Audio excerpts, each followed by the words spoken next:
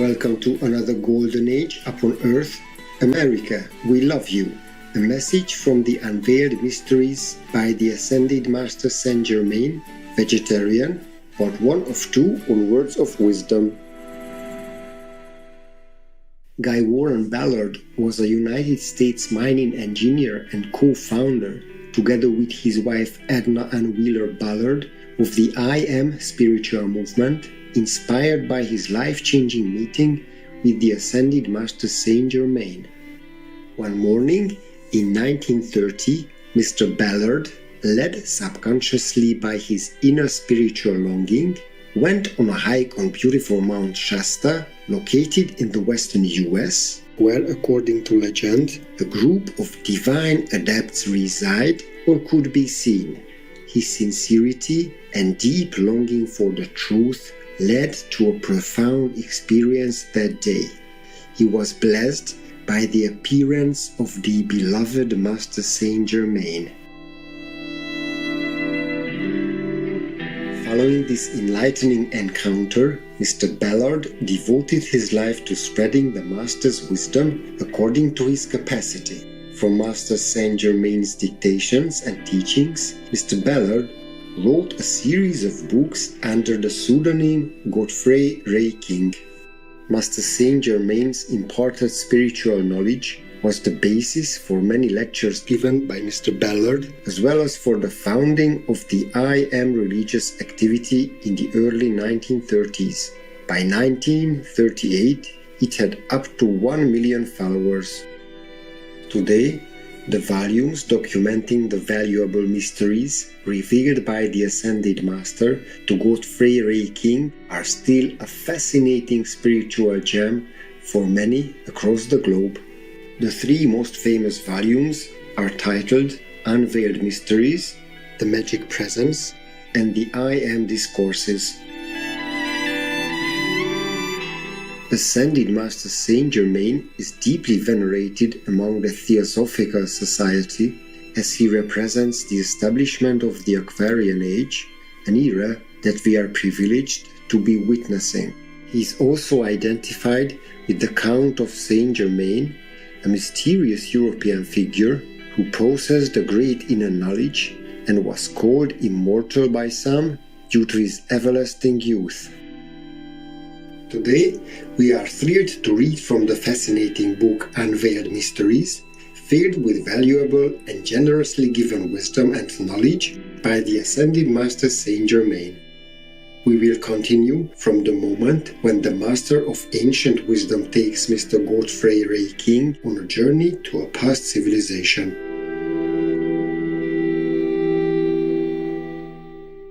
Excerpt from Chapter 2, The Sahara Desert. Saint Germain and I became observers and actors in a scene of long ago.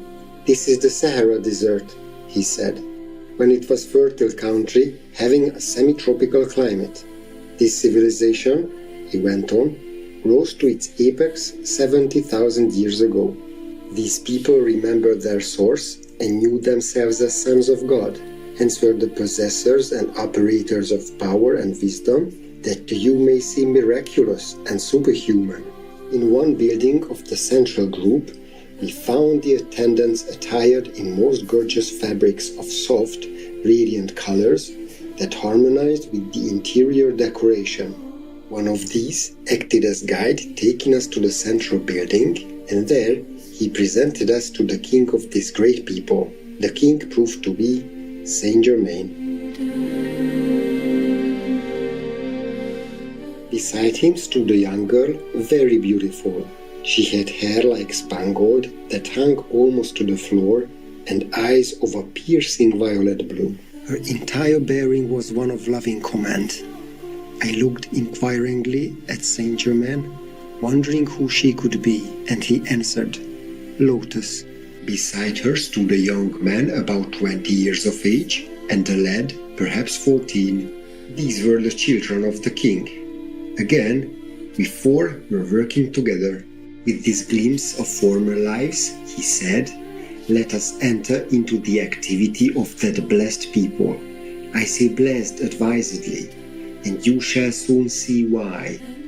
The majority of them still retained the full conscious use of all their wisdom and power as sons of God, and this they wielded almost without limit, knowing full well from whence they sprang and to what they were heirs. The outer was but the instrument of the divine self, as it should be, and was only permitted to do that for which it was created. Naturally, the great inner self could act unfettered, and of course the perfection and activity of that period was one of magnificent accomplishment. At the time of this former civilization, the whole empire was filled with great peace, happiness and prosperity. The King Emperor was a master of the ancient wisdom and the real cup-bearer of the light. He ruled by that light, and his empire was the living example of perfection. For hundreds of years, Saint Germain continued, this perfection was maintained without army or navy of any kind. The control of the people was vested in the care of 14 ascended masters of light, 2 working on each of the 7 rays. They thus formed points of focus for the mighty God activity to be made visible. Under these 14 luminous beings were 14 lesser masters who formed the heads of 7 departments, controlling the activities of science, industry and art. Each of the department heads guided the work under his care by conscious and direct contact with the God in himself. Hence, direct from their source, did all direction and instruction come for those under them. Thus, divine perfection was constantly flowing through without any interference from the human.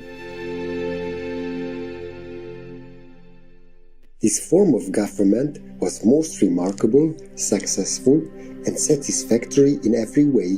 There has never been anything on earth since that time which has even approached such heights. In the ancient records that have come down to the present day, this former civilization is always referred to as the Golden Age, and so it was in every activity of life. In your beloved America, in the not so far distant future, will come forth a similar recognition of the real inner self, and this her people will express in high attainment. She is a land of light, and her light shall blaze forth, brilliant as the sun at noonday, among the nations of the earth. She was a land of great light ages ago, and will again come into her spiritual heritage, for nothing can prevent it. She is strong within her own mind and body, stronger than you think, and that strength she will exert to rise out of and throw off from border to border all that weighs heavily upon her at the present time. America has a destiny of great import to the other nations of the earth, and those who have watched over her for centuries still watch. Through their protection and love, she shall fulfill that destiny. America, we, the ascended host of light, love and guard you. America, we love you. A similar form of perfect government will come at a later period, when you have cast off certain activities within that hang like fungi and sap your strength as a vampire. Beloved ones in America, be not discouraged when the seeming dark clouds hang low. Every one of them shall show you its golden lining. Back of the cloud that seems to threaten is the crystal pure light of God and his messengers, the ascended masters of love and perfection, watching over America, the government and her people. Again, I say, America, we love you. One by one, great awakened souls are coming forth who will become clearly conscious of their own mighty, inherent God power, and such as these will be placed in all official positions of the government. They will be more interested in the welfare of America than in their own personal ambitions and private fortunes. Thus will another golden age reign upon earth and be maintained for an eon. In the period just preceding this, which you have been experiencing, the mass of the people used great airships for transportation purposes. As the development reached a still higher point, they had little need for them, except in the outlying districts. All the official class, because they were the more spiritually advanced souls of that race, were able to go from place to place in the finer bodies and do all they desired.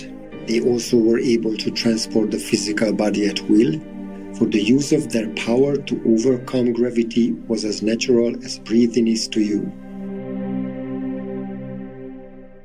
Gold was a common commodity in this age, as in all golden ages, because its natural emanation is a purifying, balancing, and vitalizing energy or force. It is placed within the earth by the lords of creation, those great beings of light and love who create and direct worlds, systems of worlds, and the evolution of the beings upon them. The outer mind, or intellectual knowledge of humanity, holds within it little, very little understanding of the real purpose for which gold exists on this planet. It grows within the earth like a plant, and through it is constantly pouring a purifying, vitalizing, and balancing current of energy into the very ground we walk upon, as well as into the growth of nature and the atmosphere we breathe.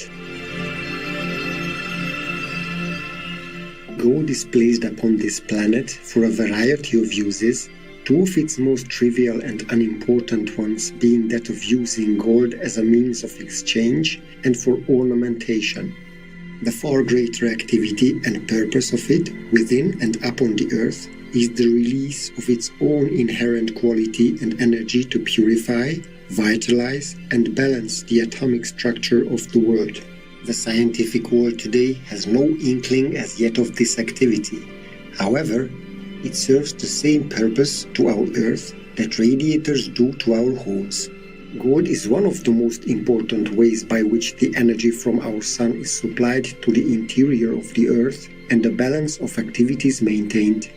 As a conveyor of this energy, it acts as a transformer to pass the sun's force into the physical substance of our world, as well as to the life evolving upon it. For more information on the Ascended Master Saint Germain, the I Am Teachings, and Godfrey Ray King's books, please visit stgermainfoundation.org. Generous viewers, we appreciate your presence for today's words of wisdom.